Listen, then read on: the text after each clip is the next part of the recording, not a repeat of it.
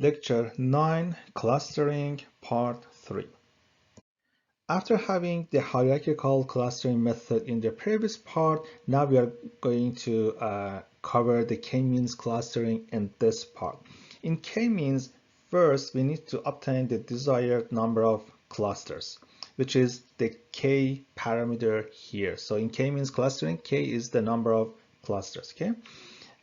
Maybe it's useful to apply the hierarchical method first, and then by doing analysis on the dendrogram, we may figure out what would be the desired number of clusters, and then we can set the k as that number and run the k-means clustering. That's one approach, or alternatively, we can run the k-means several times with different choices for k, the number of clusters, and we'll see which number creates better results. Okay, so in clustering, after obtaining the number of clusters, the data points in the first step are randomly assigned to clusters. Just in random fashion, randomly we assign the data points in the k clusters, and the centroid of each cluster is computed. Okay, then we'll see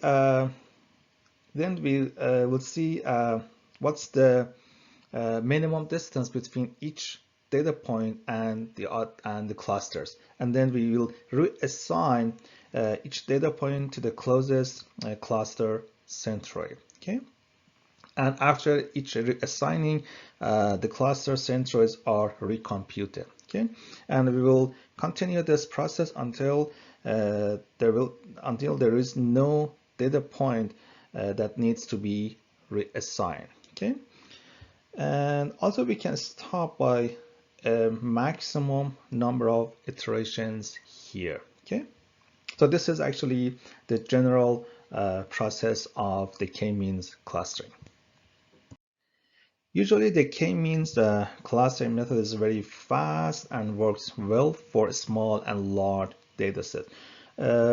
We can say the hierarchical clustering will not work for too large dataset, because we need to have the dendrogram, and if we have a very large dataset, then the dendrogram would be too complex, and we would not be able to analyze to see what number is desired for the number of clusters, right? So yeah, for too large data sets, it's better to apply k-means clustering method.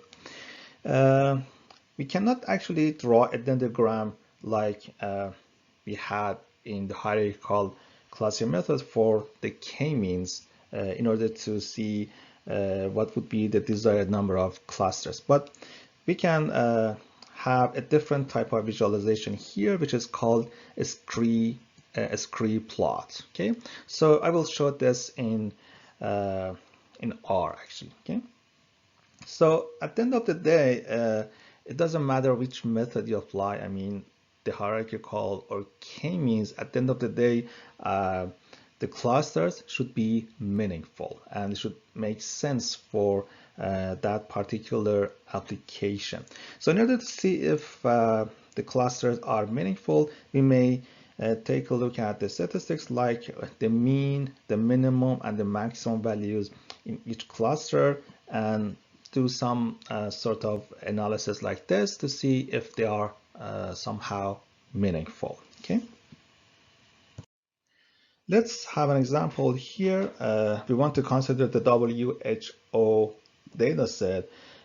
In this dataset, we have 194 observations or 194 countries. Okay, and these are the variables or columns that we have in this dataset: the country, the region, population, under 15, which is the population of that country with ages under 15, and also over 60, and fertility rate, life expectancy, cellular subscribers, I mean the population of cellular subscribers, literacy rate, the percentage of the population who can read and write. Okay, and the GNI or gross national income. Okay, so this is the data set that we have here, but we are going to consider only 4 columns or 4 attributes for clustering in this study, which are population, under 15, over 60, and life expectancy. Yeah, depending on the purpose of your study and analysis, you can see which variables or features should be considered for clustering. Okay.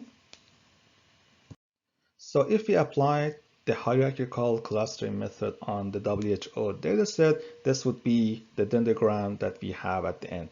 So the number of clusters, for example, here we can consider 3, or we may consider 5, right?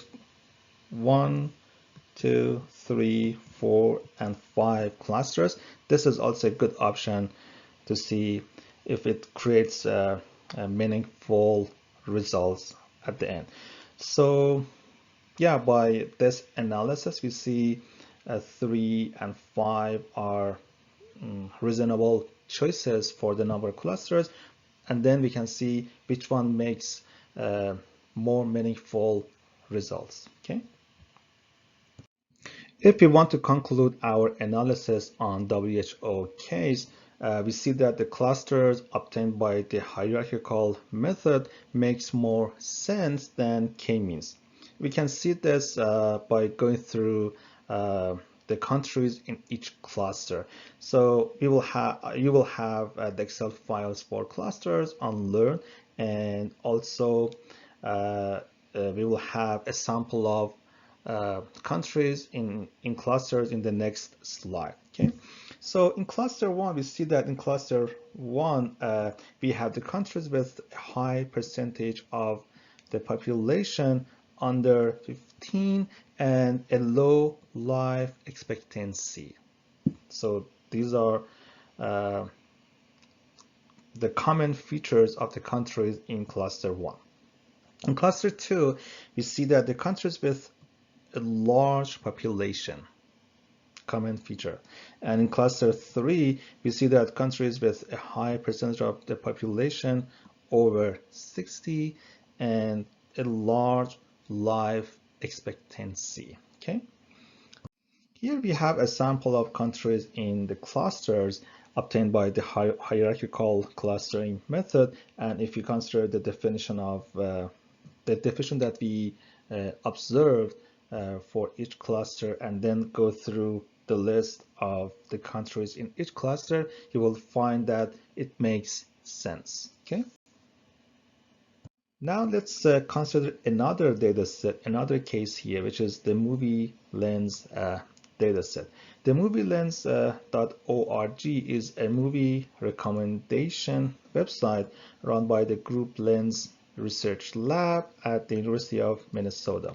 So this website collects the user preferences about the movies, and then do collaborative filtering to make recommendations based on the common features. Okay, so we will use this data set to do content filtering using clustering. Okay, in this data set we have 18 features or 18 variables, which are the genres of the movies, like the action, adventure, animation, and so on. Okay, so we have 18 features here about the different genres, and each movie may belong to many genres. Okay, so now the question that we have here, can we systematically find groups of movies with similar sets of genres?